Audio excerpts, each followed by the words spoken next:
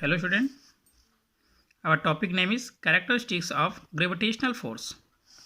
First, the gravitational force is depend of the nature of mediums lying between the two bodies and the presence of their objects. And second, characteristics of gravitational force between two bodies are equal and opposite, but their accelerations will depend upon their masses. ये जो equal और opposites हो सकते हैं, but इस जो इसे accelerations will depend upon their masses, उसके mass पे depend करते हैं accelerations.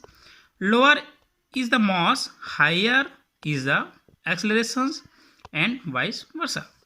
And third, law of gravitation applies to point masses, but this law can be applied to the bodies of considerable size if the distance between them is too large as compared to their size.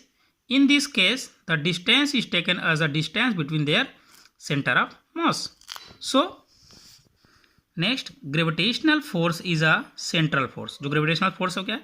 Central force, which masses that it always acts along the line joining the two bodies.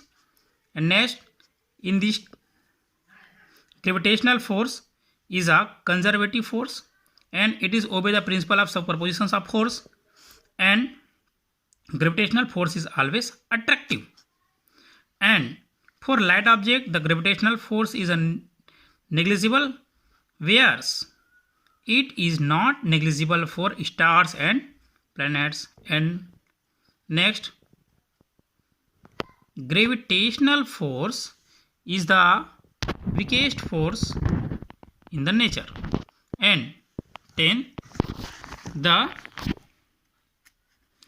gravitational force between two charge particles is very small as compared to the electrostatic force between them. Our next topic, derivations of Kepler's third law from Newton's law of gravitation.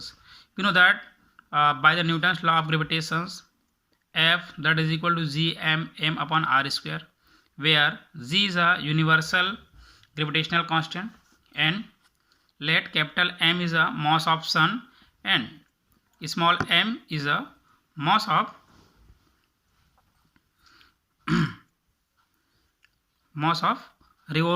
revolving around the sun or mass of planets.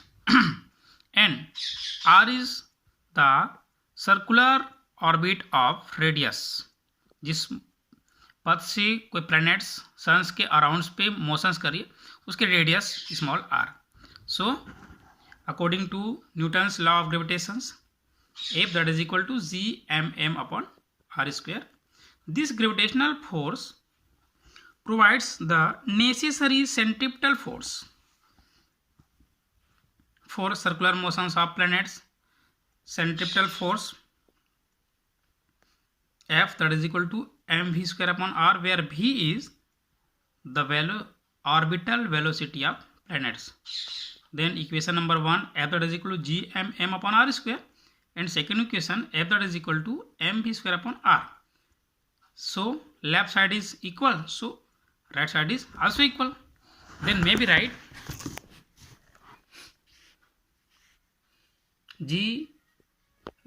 mv square upon r that is equal to G m upon r square. Then r to r clear and small m to small m clear. Then v square that is equal to G m upon only r. And we know that v that is equal to omega r, r omega that is equal to 2 pi upon t,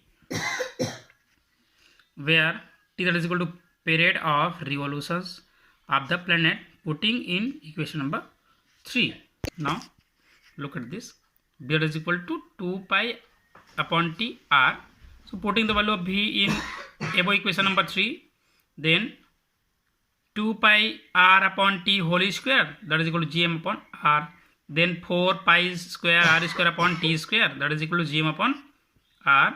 And